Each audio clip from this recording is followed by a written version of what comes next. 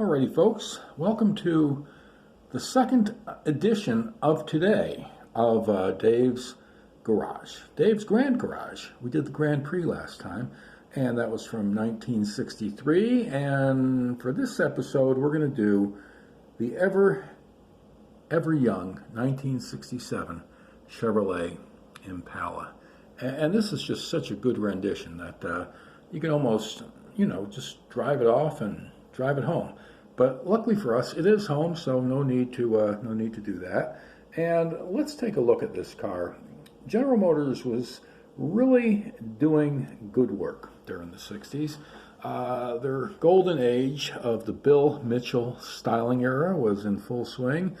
Every car that they designed, that they came out with, from the Corvair in 65 to the Corvette, the Nova, everything had a good style to it. Nothing was cheaply designed. And this Impala came right at the height of it.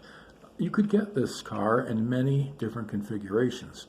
Convertible, four-door hardtop, which you see here, four-door posted sedan, two-door posted sedan, two-door hardtop, station wagon, and fastback and sportback.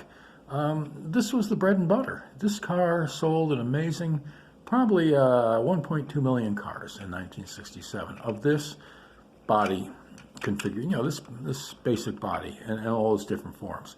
And, why skins? The police car and the cabs were the posted sedans. There was the Bel Air, the Biscayne, and the Impala, and the newly configured Caprice.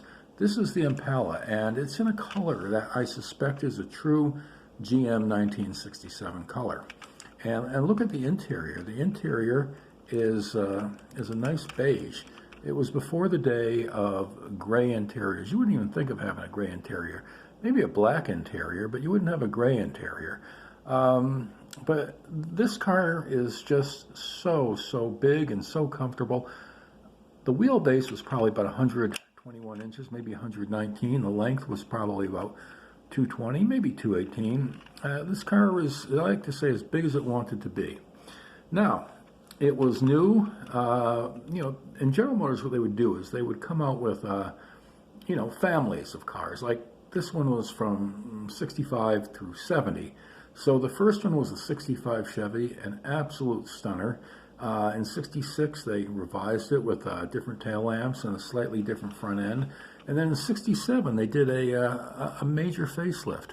And this was it. I mean, look at those haunches over the rear wheels. I think you could easily get fender skirts for it. And the side lights were a year to come. The hidden windshield wipers would be the next year. And the chrome bumper with all leaned in, like they don't do anymore. The tail lamps were semi in the bumper, but they were getting there. For 68, they'd be horseshoes in the bumper. And it's got a chrome strip, chrome door handles, chrome trim around the window. And 68 was a revision of this. It's what today would be a major mid-cycle refresh. In those days, it was just enough to keep the brand going. So 68, it's like, wow, look at that, it's a 68. Well, we all knew it was a 67 modified, but they put so much care and love into it that it counted as something big. And then in 69, there was another major sheet metal change, and it had the loop bumpers, the grille in the bumpers, and front and back. They had the tail lamps in the bumpers, the swelled fenders that they got from the old GTO, the 68 GTO, and they enhanced it.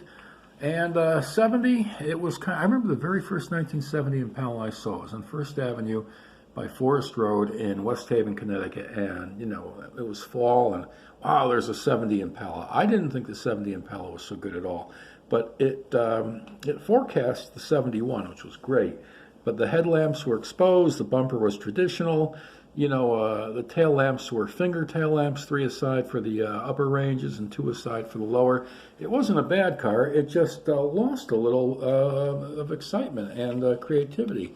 But I think General Motors knew what they were doing, and they probably wanted you to get a little bit off the scent that year. But 67, you always, when you make a change, you always take the chance that you're going to get rid of something that you could not really replace with an equal.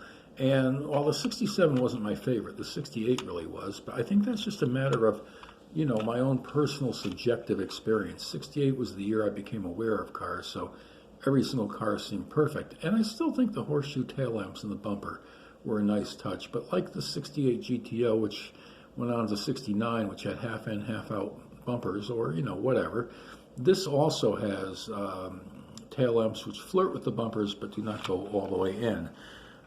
What else can you say about this car? The vent windows were still in it. I think 68 it lost the vent windows. Maybe that's why the midsize carried them on until 69. You get what you pay for. You pay a little more. You get the good stuff first. Antennas are never put on these models, but they would still have a wire antenna coming out from here. The 69 Grand Prix inaugurated the antenna embedded in the windshield, something which didn't really catch on simply because the antenna has a job to do, and that job is to pick up radio signals, and the window antenna just wasn't as good. But it looked better. And there was white wall tires in a car like this. You wouldn't think of not having white walls unless you had the cab or police car. And, this was riding in style. Now, these cars, which is amazing, had a life of about 3 years. I mean, you would buy them and you'd get a 3-year loan, and at the end of the 3 years, you'd buy a new one. Somebody would buy it used. They weren't built for the long haul like today's cars. The safety equipment wasn't there. Some of it, but very little. Nowadays, a car is built like a tank. You'd have pillars. Every car has pillars, except for, the very, very rare car, which doesn't even look like a good hardtop anymore because they have to engineer so much strength into what's left. But this car was fantastic. And there was no ich to it. It was fantastic, and is what I'm trying to get at. Now, I think that I could probably look at this car endlessly, all day long. It's a car you could draw too, but it is so nice that even drawing it's not an exaggerated car. It's just an elegant automobile, and it's a Chevrolet. It's not a Cadillac. It looks as good as the Cadillac. That was GM's thing back in the 60s. The Chevy looked as good as the Cadillac. Matter of fact, you might even wonder why you'd even get the Cadillac when the Chevy looks so good. Now, it's not popular like the 57, 55 Chevys. Why? I think it was the age of the midsize and the Camaro and all. Now, as always, this is the one car I want to take you out for a ride in. But you know something? I just don't have the heart because this car belongs in its day. To drive it now amongst SUVs and pickup trucks, it's like taking Cinderella to a union hall dance. You just don't do that. So we're going to keep the car in. We're going to keep it where it's appreciated. And you know something? This is really maybe one of the, I don't know, they're all the best, but this is really an amazing segment of Dave's Car Garage, and we thank you for being here. Thank you for supporting us. We're really just about millionaires now, but we're going to give it all away to our toys.